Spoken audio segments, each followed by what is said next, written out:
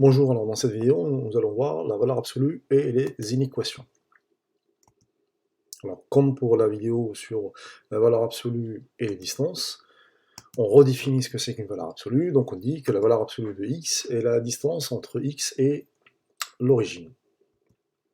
On note comme ceci, x entre deux barres.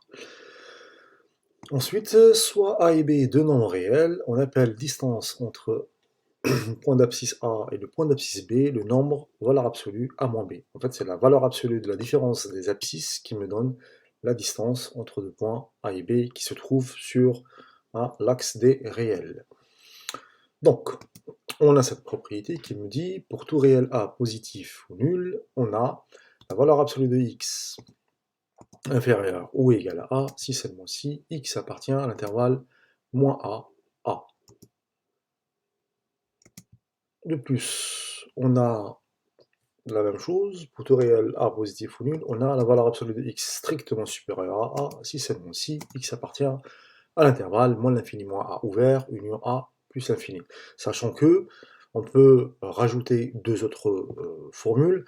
Si x est strictement inférieur à A, donc on aura un x compris entre moins A, mais cette fois-ci intervalle ouvert. Et la deuxième, ou bien la dernière, x, si les valeurs absolues de x est supérieure ou égale à a, donc on aura moins l'infini, moins a fermé, union a fermé, plus l'infini. Voilà. Mais, donc, la preuve. On sait que la valeur absolue de x est la distance entre x, et on a dit, le point d'abscisse x et l'origine. Donc, si je fais la valeur absolue de x inférieure à égale à a, signifie qu'on cherche à placer x de telle sorte que la distance entre x et le point d'abscisse d'origine 0 soit inférieure ou égale à a. Donc on trace notre droite, on place un point O. Alors le réflexe est toujours essayer de trouver quand est-ce que c'est égal à a. Donc on va de a à droite, on place mon point d'abscisse A. On va d'une distance de a à gauche, donc on place le point d'abscisse mon a. Et étant donné que nous on cherche que la valeur absolue de x soit inférieure à égale à a, c'est-à-dire la distance entre O et le point d'abscisse x est plus petite que a, ben on assure toute cette partie-là. Donc là, on voit bien que c'est entre moins a et a. Alors là, fermé, pourquoi? Parce que c'est inférieur ou égal. Donc on a maintenant, connaissant cette propriété-là, on va essayer de résoudre dans R les inéquations suivantes. Pas les équations, inéquations, c'est une erreur de faute de frappe. Donc on a la valeur absolue de x inférieure ou égale à 4, la valeur absolue de x supérieure strictement à moins 2, la valeur absolue de x moins 3 inférieure strictement à 2, et la valeur de x plus 2 supérieure ou égale à 1. Donc vous pouvez mettre la vidéo en pause et vous essayez de résoudre ces inéquations. Ensuite, vous regardez la correction. Alors, pour la première, valeur absolue de x inférieure ou égale à 4, on a deux possibilités toujours. Soit on applique la formule qui est dans la propriété, c'est-à-dire que là, x automatiquement est dans l'intervalle moins 4, 4. Soit on utilise une représentation, et dans ces conditions-là, d'abord, on cherche la distance égale à 4, on place le point d'abscisse 4, et la même chose à gauche de 0, le point d'abscisse moins 4. Et comme je veux que ce soit inférieur ou égal à 4, donc c'est toute la partie qui est entre moins 4 et 4. 2. Si la valeur absolue de x est strictement supérieure à moins 2, donc ici, on a une infinité de solutions. Toutes les valeurs de x, je mets n'importe quelle valeur de x, sa valeur absolue sera toujours supérieure à moins 2. Pourquoi? Parce qu'une distance est toujours positive. Donc là, tous les réels vérifient cette inéquation. Passons à la troisième. Voilà, absolue de x moins 3 plus petite que 2. Donc, soit on applique la propriété, c'est-à-dire que x moins 3 doit se trouver dans l'intervalle moins de 2. Et donc, il suffit de rajouter 3. Et donc, on aura x appartient à moins 2 plus 3, 2 plus 3, qui me donne l'intervalle ouvert, moins 1, 5. Soit on utilise la définition de la valeur absolue et la représentation.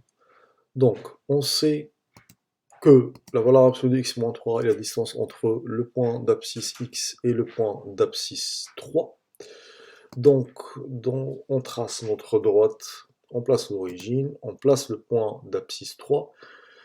On veut que la distance soit plus petite strictement à 2, donc d'abord je cherche quand est-ce que c'est égal à 2. Donc on met 2 rangs après 3, donc c'est 5. La distance à 3, mais vers la gauche, donc c'est 1. De 1 à 3, on a 2. Et de 3 à 5, on a bien une distance de 2. Comme je veux que la distance soit plus petite que 2, donc toute la partie qui est entre 1 et 5. 1 exclu, parce que c'est strictement, et 5 exclu, parce que c'est strictement. Enfin, la dernière, la valeur absolue de x plus 2 supérieure ou égale à 1, soit on applique la propriété, ça veut dire que x plus 2 est dans l'intervalle moins l'infini moins 1, fermé, union 1, fermé, plus l'infini.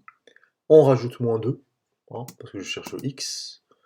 Donc on aura moins l'infini moins 1, moins 2, union 1, moins 2, plus l'infini, ce qui me donne x appartient à l'intervalle moins l'infini, moins 3, union, moins 1, plus l'infini. Ou bien, on utilise la définition de la valeur absolue et la représentation. Donc on sait que la valeur absolue de x plus 2 est égale à x moins 2. Donc pourquoi on met moins? Parce qu'on a dit que la distance est toujours la valeur absolue de la différence des abscisses. C'est pour ça qu'on met moins. Et donc là, qu'est-ce qu'on va faire? Donc, on trace notre droite, on place O, on place le point d'abscisse moins 2. Et d'abord, je cherche quand est-ce que la distance ici est égale à 1. Donc, on aura, je rajoute 1, donc on tombe sur moins 1. La même chose à gauche de moins 2, donc c'est moins 3. Hein. Entre moins 3 et moins 2, on a une distance de 1. Entre moins 2 et moins 1, on a une distance de 1. Comme là, je veux que la distance soit supérieure à 1, donc soit je suis dans cette partie-là, de moins l'infini à moins 3, soit je suis dans cette partie-là, de moins 1 à plus l'infini. Et voilà le travail. Donc, comme pour les équations, pour résoudre les équations, soit vous appliquez la propriété, soit vous appliquez la définition de la valeur absolue et une représentation. Et voilà.